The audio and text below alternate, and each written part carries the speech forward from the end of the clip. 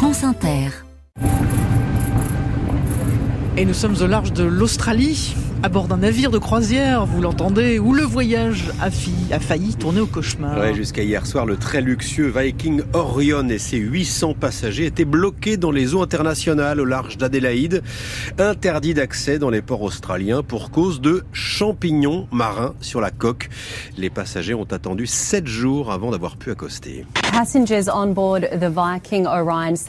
L'histoire a fait le tour des télis australiennes qu'on entend là. Le Viking Orion, ses 9 ponts, son spa, son théâtre, ses multiples piscines ont quitté les eaux néo-zélandaises le lendemain de Noël, le 26 décembre, pour une croisière de plusieurs jours.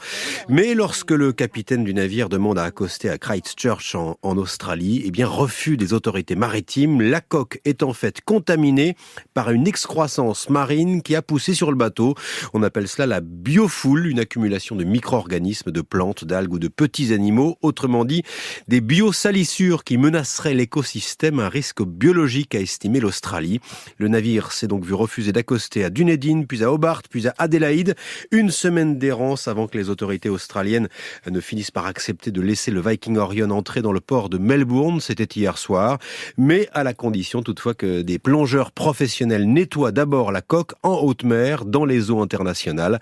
En attendant, les passagers ont fait connaître leur mécontentement. Le capitaine a promis une indemnisation pour les plus en colère. Le Viking Orion a pu reprendre sa route. On est rassuré, Fabienne. Au Sud-Soudan, la polémique ne retombe pas après une vidéo très embarrassante pour le chef de l'État. Oui, c'était il y a 3 semaines lors d'une cérémonie officielle. Le président Salva Kiir Mayardit, 71 ans, au pouvoir depuis 11 ans au Sud-Soudan, se tient debout pendant l'hymne national, mais au bout de quelques secondes, son pantalon se trempe.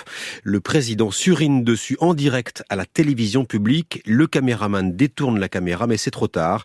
Les images humiliantes vont faire le tour des réseaux sociaux et provoquer un débat politique national.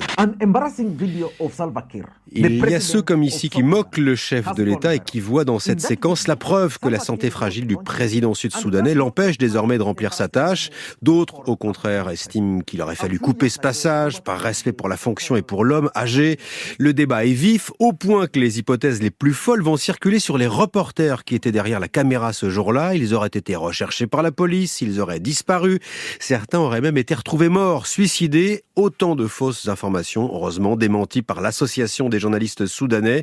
Reste désormais la seule question qui vaille. Le président du Sud-Soudan doit-il préparer sa succession après plus d'une décennie au pouvoir? Les élections, en tout cas, n'auront pas lieu dans le pays avant 2024. Et on finit à Cuba, où les célèbres cigares Cohiba remportent une victoire judiciaire historique. Les Cohiba, les plus renommés des cigares cubains, les préférés de Fidel Castro, fabriqués depuis des décennies par l'entreprise publique cubaine Cuba Tabaco.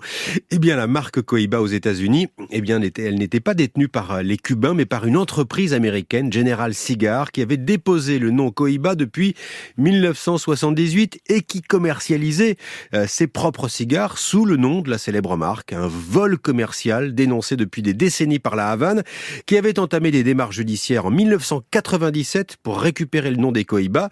C'est chose faite depuis la fin de la semaine dernière. Après 25 ans de combats acharnés dans les prétoires, le tribunal commercial américain a enfin donné raison à Cuba. Une victoire symbolique toutefois, car l'île de Cuba reste toujours frappée par l'embargo décidé par les États-Unis en 1962. Impossible donc de vendre légalement aujourd'hui le moindre cigare d'origine cubaine aux États-Unis. Jamais interdit, jamais vu.